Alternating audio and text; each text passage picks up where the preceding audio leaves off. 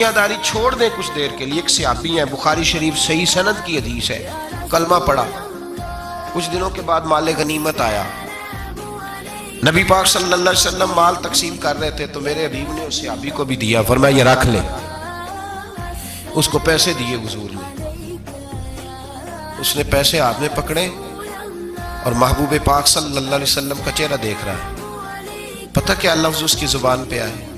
کہنے لگے یا رسول اللہ میں نے اس لیے کلمہ تو نہیں پڑھا تھا میں پیسے لوں گا.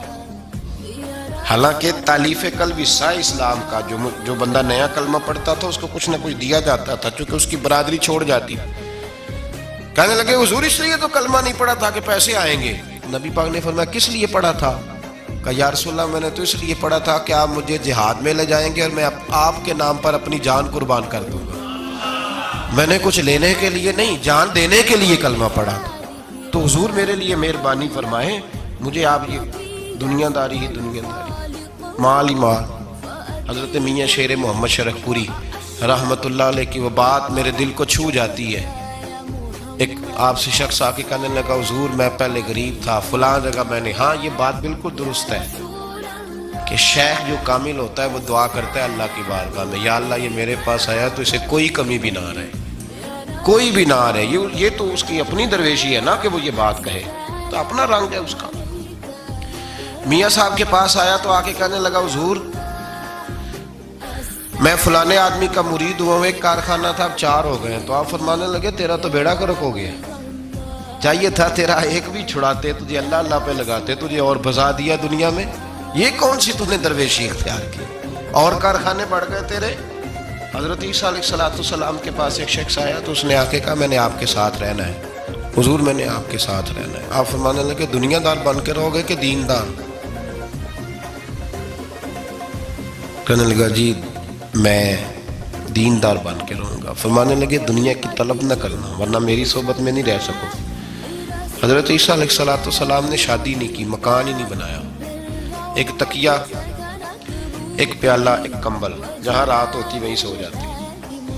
ایک دن ایک شخص کو دیکھا کہ وہ نا ڈھلان بنی ہوئی تھی، پتھر کی پہاڑ تھوڑی سی ڈھلان بنی ہوئی تھی تو نیچے لیٹا ہوا ہے. آپ نے کمبل بھی صدقہ کر دیا. کہنے لگے آج کے بعد جہاں ڈھلان بنے گی وہاں سو جائیں گے، کمبل کی ضرورت ہی کوئی نہیں.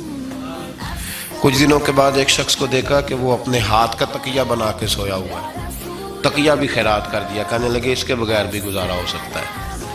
کچھ دنوں کے بعد دیکھا کہ ایک آدمی چلو میں پانی پی رہا ہے، پیالہ بھی اللہ کے راستے میں دے دیا. کہنے لگے چل جائے گا کام اس کے بغیر. پر میں دنیا دار بن کے نہ آنا. کہنے لگا نہیں صاحب میں دیندار بن کے آؤں. جناب عیسیٰ علیہ السلام نے رکھ لیا. آپ پہلے دن ہی کہنے لگے چل آجا روٹی کھا لیں. 3 روٹیاں منگائیں، اس کو ساتھ بٹھایا. فرمانے لگے میں تو ایک کھاؤں گا، تو کتنی کھائے گا؟ کہنے لگا جی میں بھی ایک ہی کھاؤں گا. ایک روٹی اس نے کھا لی، ایک آپ نے کھا لی. تیسری روٹی چھوڑ کے جناب عیسیٰ علیہ السلام دریا کنارے وضو کرنے چلے گئے. واپس آئے تو روٹی کوئی نہیں تھی. اللہ کے نبی تھے، جان گئے. رب کریم کا بندہ بھی جان جاتا ہے. اقبال کہتے ہیں اولیاء کیا ہیں جواسی سلول قلوب، کہتے ہیں رب کے ولی کو ٹٹولا نہ کر، وہ تو دلوں کے حال بھی جانتا ہے. انہیں ٹٹولا نہ کر، غبار آلود سمجھ کر حکارت سے نہ دیکھ ان کو، انہی کی ٹھوکروں سے سلطنت بنتی بگڑتی ہے.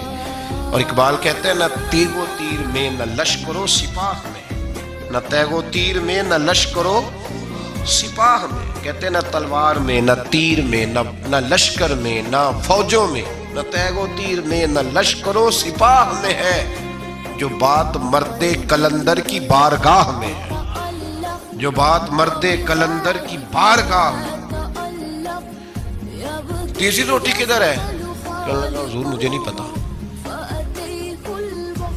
فرمانے لگے تجھے پتا ہے پر تو بتا نہیں رہا. کہنے لگا مجھے تیسری روٹی کا پتا. حضرت عیسیٰ علیہ السلام ایک ہرنی جا رہی تھی، اس کے ساتھ 2 بچے تھے. آپ نے ایک بچہ پکڑا، اس کو ذبح کیا، لکڑی جلائی، اس کو بھونا، اس کو بھی کھلایا، خود بھی کھایا، ہڈیاں جمع کر دی. جب وہ ہڈیاں اس پہلو کو ذرا سمجھیے گا، جب کھا بیٹھے ہڈیاں جمع، وہ ہرنی بھی کھڑی ہے، دوسرا بچہ بھی کھڑا ہے.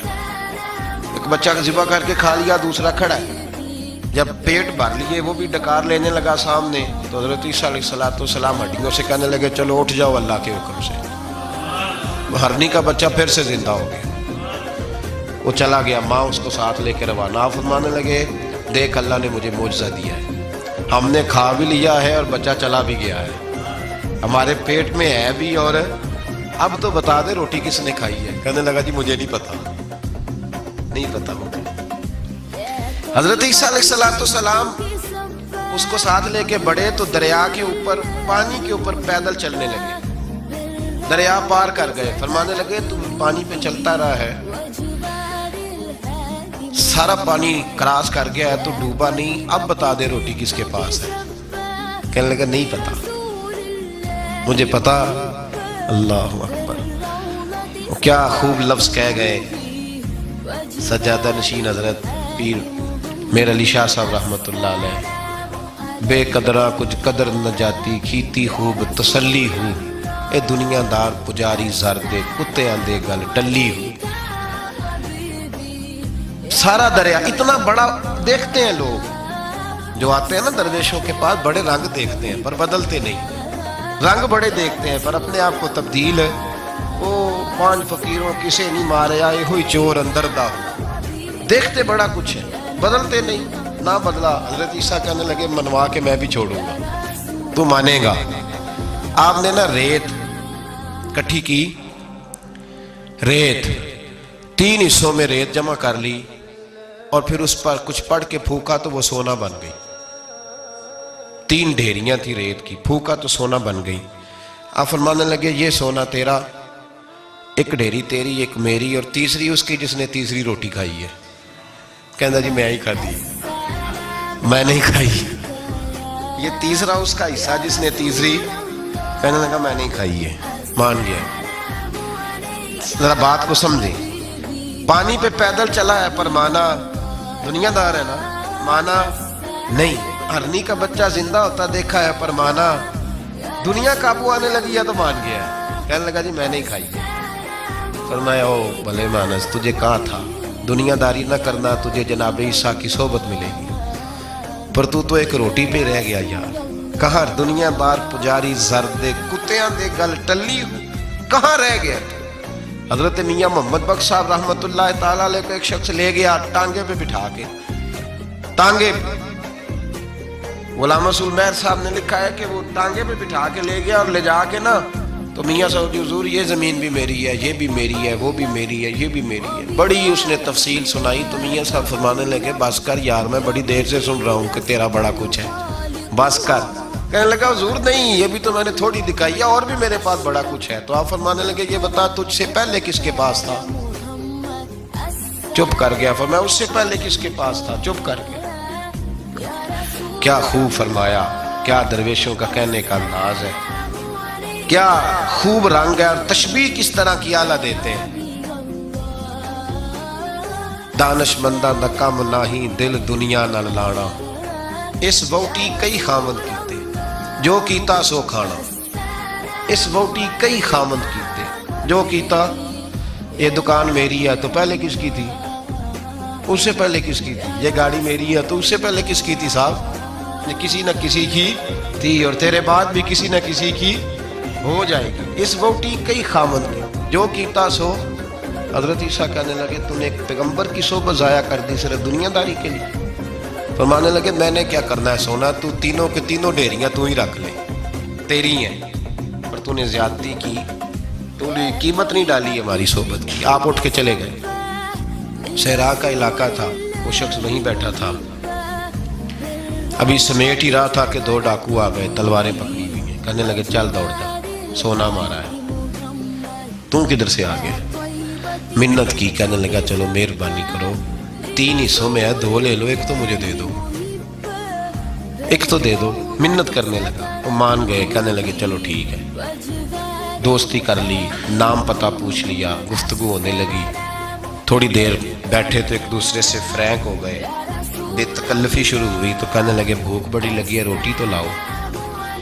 ایک کو بھیجا, ڈاکوؤں میں سے ایک کو بھیجا کھانا لینے, کھانا لینے چلا گیا. اب یہ دونوں پیچھے رہ گئے. ایک وہ روٹی کھانے والا اور ایک ڈاکو، تو آپس میں کہنے لگے یار یہ تیرا پوچھتا ہے وہ روٹی کھانے والا، تیرا اس کے ساتھ کیا تعلق ہے؟ کچھ بھی نہیں، ڈاکو سجن ہے۔ کہنے لگے ایسے ہی اتنا سونا اسے دے رہے ہیں، آتا ہے تو دونوں پکڑ کے مار دیتے ہیں اس کو، اور سونا دونوں آدھا آدھا بانٹتے ہیں۔ بالکل ٹھیک ہے، میرا کون سا چچا کا بیٹا ہے، چھوڑو، ویسے اس دور میں چچا کے بیٹے بھی پکڑ ہی لیتے ہیں اگر کبھی مسئلہ بن جائے تو۔ چلو جی، فیصلہ ہو گیا۔ اب وہ جو گیا وہ بھی تو دنیا دار تھا نا، اس نے کھانا خریدا تو اس نے کہا میرا کون سا ان سے یہ رہنا ہے، اس نے روٹی میں زہر ڈال دیا۔ اس نے کہا میں ان کو ماروں گا اور سارے سونے پہ قبضہ کروں گا۔ حب الدنیا راست من کل خطیہ، ہر برائی کی جڑ ہے۔ وہ کھانا لے کے آیا، ابھی اس نے رکھا ہی تھا، دونوں نے حملہ کر دیا، پکڑا اور مار ڈالا۔ وہ مر گیا، اب یہ مزے سے بیٹھ کے روٹی کھانے لگے، سیر ہو کے پیٹ بھر کے روٹی کھائی۔ چند لمحے گزرے تو دھڑام سے روح پرواز کر گئی۔ حضرت عیسیٰ 1 گھنٹے کے بعد گزرے، 3 لاشیں پڑی اور سونا ویسے کا ویسا پڑا۔ ایس بوٹی کئی خامد کیتے، جو کیتا سو کھانا، سونا ویسے کا ویسے پڑا ہے۔ جناب عیسیٰ علیہ السلام کھڑے ہو کے اپنے حواریوں سے کہنے لگے اس کو کہا تھا تو صحبت حاصل کر، دنیا داری سے بچ، لیکن اس نے دنیا داری کو فوقیت دی، ایک پیغمبر کی صحبت کو فوقیت۔ آج نقصان یہ ہوا ہے کہ خود مرا ہے اور 2 لاشیں اور بھی اس نے ساتھ کٹھی کر لی۔ دنیا داری سے بچ جائیں، اس سے بچیں، ضرورت کی حاصل کریں، ضرورت سے زیادہ نہیں، ضرور محنت کریں، جد و جہد، حلال روزی کمائیں اللہ کے راستے میں دینے کے لیے، غریبوں کی مدد کرنے کے لیے ضرور کریں، لیکن اس کو مشن نہ بنائیں، یہ مشن نہیں۔ اگر آپ نے صبح سے لے کے شام تک 3 گھنٹے وقت گزارا ہے تو پھر آپ کا 2 گھنٹے اگر دنیا میں گزرے تو 1 گھنٹہ دین میں گزرنا چاہیے نا، ورنہ آپ کا دن ضائع ہو گیا۔ کم از کم تیسرا حصہ تو دین کو دو۔ ہمارے بزرگوں نے ضمناً دنیا داری رکھی، ضمناً کہتے تھے ہم تو اتنی روزی کماتے ہیں کہ کمر سیدھی ہو سکے۔ ایک تو میرے عزیز یہ یاد رکھیں کہ اپنے ہمہ وقت زندگی کو دنیا کو ٹائم نہ دے، دنیا کو اتنا ٹائم دیں جتنی کہ اس کے لیے۔ حضرت علی المرتضیٰ رضی اللہ تعالیٰ عنہ کا ایک فرمان یاد رکھیں، آپ فرمایا کرتے تھے میں دنیا کے لیے اتنی محنت کرتا ہوں جتنا میں نے دنیا میں رہنا ہے، اور آخرت کے لیے اتنی محنت کرتا ہوں جتنا میں نے آخرت میں۔ جو آدمی 500 سال پہلے فوت ہو گیا تھا وہ کہاں ہے؟ ابھی قبر میں۔ زندگی کتنی گزار دی ہے؟ 60 سال 70 سال۔ جتنا دنیا میں رہنا ہے اتنی اس کے لیے جد و جہد کریں، جتنا جانا ہے اتنا جانے کے لیے محنت کریں، اپنے آپ کو ضائع نہ کریں۔ اور یہ جو اللہ اللہ سیکھ رہے ہیں لوگ درویشی کے راستے پہ، ان کے لیے تو موت ہے، یاد رکھیں۔ جتنا زیادہ دنیا کی طرف جائیں گے اتنا، دیکھیں نا، اللہ تعالیٰ شراکت کو تو پسند فرماتا ہی نہیں۔ اگر آپ نے، اور پھر میں نے کہا کہ جس بندے نے، اس نے نماز پڑھتے بھی یہی سوچا ہے کہ میں نے نکل کے پیسے لینے ہیں، کیا اس نے حاصل کیا؟